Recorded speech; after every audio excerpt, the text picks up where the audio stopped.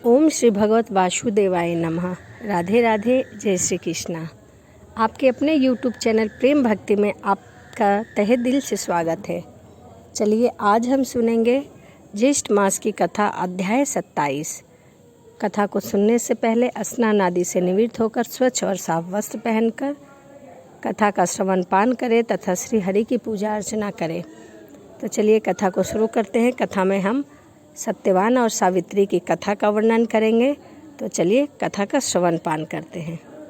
ऋषि लोग बोले कि हे स्कंद जी, दुख और शोक से आक्राश एकांकी वन में स्थित उस असहाय पतिव्रता मान अस्वीय ने क्या किया।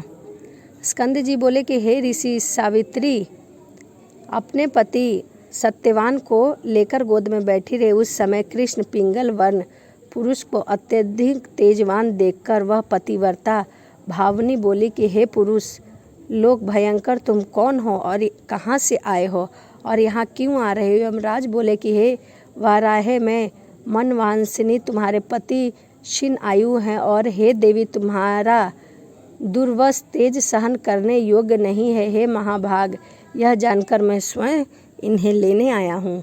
यमराज के वचन सुनकर सावित्री ने कहा, यह उस वारारोह। सावित्री ने कहकर उस महात्मा सत्यवान की देह से अंगुष्ठन मास पुरुष को पास के खूब गाढ़ा बांधकर वेग में खींचा और उसे लेकर यमराज अपनी यमपुरी की ओर चला। जब यमराज सत्यवान को लेकर यमपुरी की ओर चला, इसके तत्पश्चात अपने पति की आत्मा के पीछे पीछे सावित्री भी चल पड़ी। यमराज बोले कि हे महाभाग्य, तुम बहुत दूर रहो, तुम यहाँ नहीं आ सकती और घर जाओ, अपने मृत पति की अधोवैदिक परलौकिक क्रियाक्रम को कराओ। इस प्रकार यमराज के कहने पर उस समय सावित्री यमराज से बोली कि हे मानस, आपके समीप मुझे शर्म नहीं है और ना मुझे ग्लानि हो रही है, क्योंकि मैं एक पतिव्रता नारी हूँ। हे सुरेश्वर, विशेषकर मुझे पति के समीप ग्लानि हो भी कैसे सकती है। आप धर्म के पालन करते हैं और धर्म से ही बरतते हैं, इसीलिए मैं धर्म के राह पर चल रही हूँ।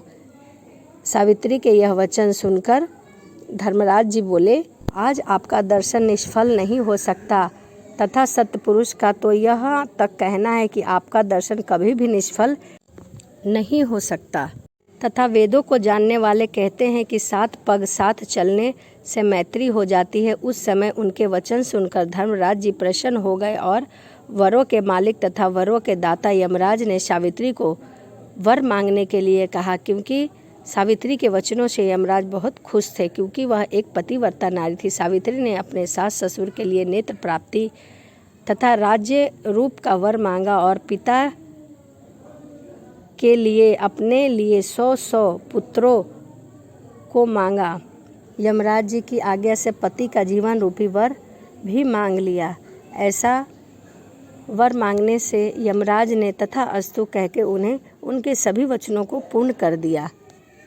तदंतर सुवर्त्रा सावित्री ने धर्मराज की प्रदक्षिणा की। सावित्री के सभी वरों को देखकर यमराज अपने लोक को गए और सावित्री अपने पति के सिर को अपने गोद से लेकर वट वृक्ष के समीप पूर्ववत बैठ गई और वट वृक्ष का बार बार धन्यवाद करने लगी।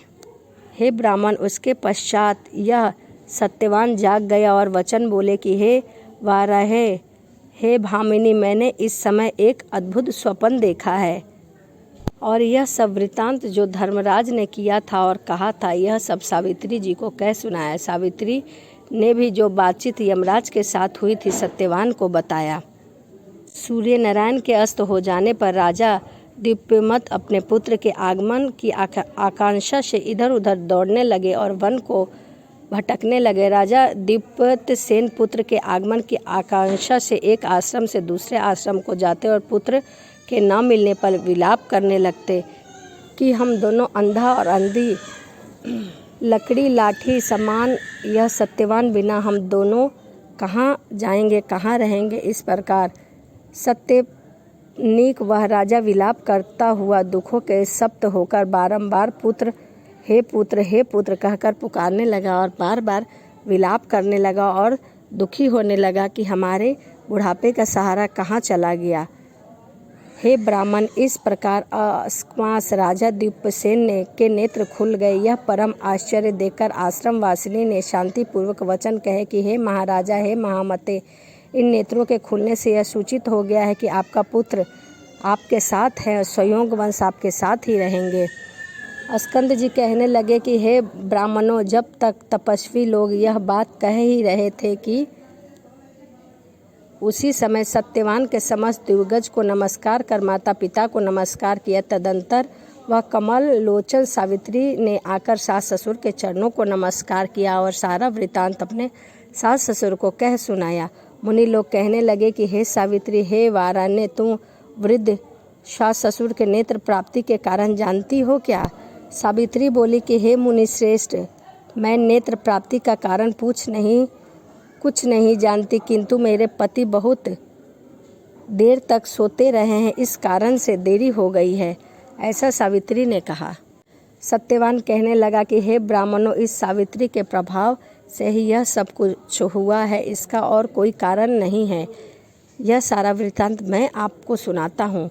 यह सब कुछ सावित्री के ही तप और फल से हुआ है। मैं तो इस समय सावित्री के व्रत का प्रभाव देख रहा हूँ। स्कंद जी कहने लगे कि इस प्रकार सत्यवान के साथ बात हो ही रही थी, इतने में दीपसेन भी वहां आ पहुंचे और सावित्री से पूछने लगे कि हाँ, किस कारणवश ऐसा हुआ, कृपा करके मुझे बताओ। कि हे राजन, तुम्हारा शत्रु राजा मारा गया। जिस क्रूर मंत्री के द्वारा आपका राज्य हरण किया गया था, वह मंत्री भी मारा गया। अब वहाँ का सभी राज्यपाट आपका है, अतः यह सब पुरवासी आपके पास आए हैं। हे राज शार्दूल, हे प्रभु, आप उठिए और अपने राज्य को चलिए और राज्य का पालन करिए। हे राजन, आप मंत्री और पुरोहित के द्वारा राज्य यासन का अभिषेक करिए। और स्कंद जी बोले कि हे विप्रिय, वह राज्य श्रेष्ठ पुरवासी के साथ अपने पुर में जाकर अपने पितरों का राज्य प्राप्त किया। सावित्री और सत्यवान दोनों परम आनंद के भागी हुए और उनके बहुत शक्तिशाली 100 पुत्र उत्पन्न हुए तथा व्रत के प्रभाव से सावित्री के पिता अश्वपति के भी यमराज की कृपा से 100 पुत्र हुए। हे विप्रिय, यह उत्तम व्रत महात्म आप लोगों को मैंने कहा है। इस व्रत के प्रभाव से क्षीण आयु सावित्री का पति जीवित हो गया। यह वट वृक्ष का व्रत अति उत्तम है, इसलिए यह व्रत को सभी स्त्रियों को करना चाहिए अपने पति के लिए। इति श्री ज्येष्ठ मासे महात्म सत्यवान सावित्री कथा वर्णन सप्तविंशे अध्याय संपूर्ण। ज्येष्ठ मास की कथा अध्याय 27 से ही समाप्त होता है। अगली वीडियो में मैं आपके साथ ज्येष्ठ मास की कथा अध्याय 28 लेके आऊँगी। और यदि आप मेरे चैनल पर नए हैं तो प्लीज़ चैनल को सब्सक्राइब, लाइक, कमेंट, शेयर ज़रूर करिए। और यदि आपने अभी तक ज्येष्ठ मास की कथा नहीं सुनी है तो मेरे चैनल पर जाकर वहाँ मैंने सभी वीडियो अपलोड कर दिए हैं। वहाँ आप प्ले लिस्ट में जाकर 1 से और 26 तक की कथा सुन सकते हैं। तो चलिए इसी के साथ वीडियो को समाप्त करते हैं और मिलते हैं अगली वीडियो में। राधे राधे, जय श्रीमन नारायण।